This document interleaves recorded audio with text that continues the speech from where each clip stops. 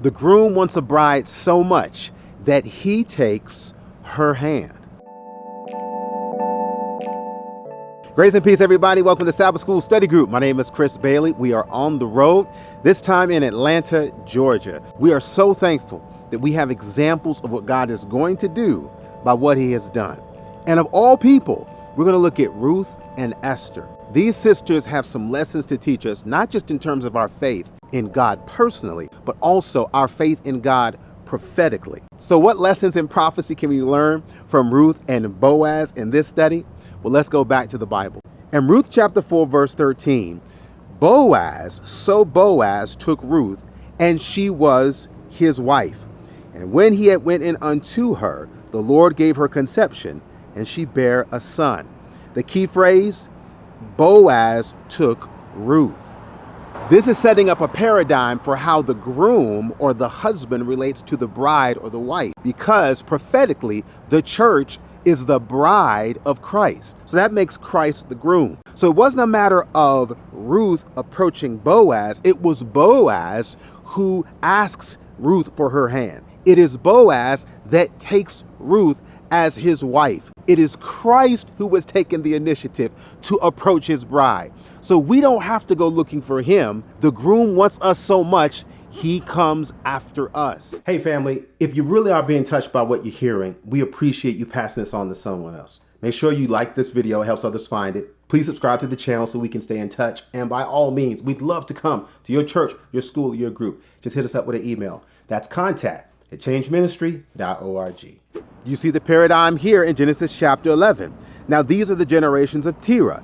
Terah begat Abram, Nahor, and Haran. And Haran begat Lot. Now, when we skip forward, we know about Abram, but look at the relationships. It says, and Abram and Nahor took them wives. The name of Abraham's wife was Sarai, and the name of Nahor's wife, Milcah, the daughter of Haran, the father of Milcah, and the father of Iscah. So here you have two marriages, and you have Abram and Nahor.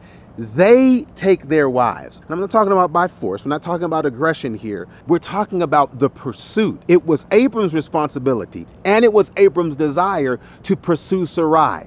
And no different with Nahor or Milcah for that matter. That is what God wants us to understand. Christ is pursuing his church. We don't have to worry about whether or not the church is going to go left or right or up or down. The issue is, are we letting Christ hold our hand? Are we letting the groom do his job to not just to pursue us, but even to pastor us, to lead us, to shepherd us? One more example, this one in the New Testament.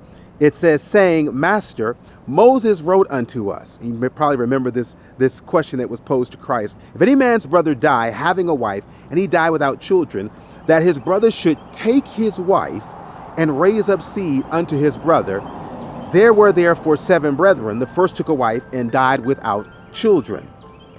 Now, just to summarize, this was a trick question they were trying to throw out to Christ, that if this woman goes and marries the 7 brothers, we're not focusing on that aspect, but we're focusing on the language that's used and the fact that the brothers take the wife. A groom takes a wife. Again, the language here is a language of love. So when you think about your life, yourself, your situation, know that you have a groom that is pursuing you personally, and we have a groom that is pursuing us prophetically. Our job is to let him take us by the hand. Let him lead you, because the God that we let lead is the God that we let love.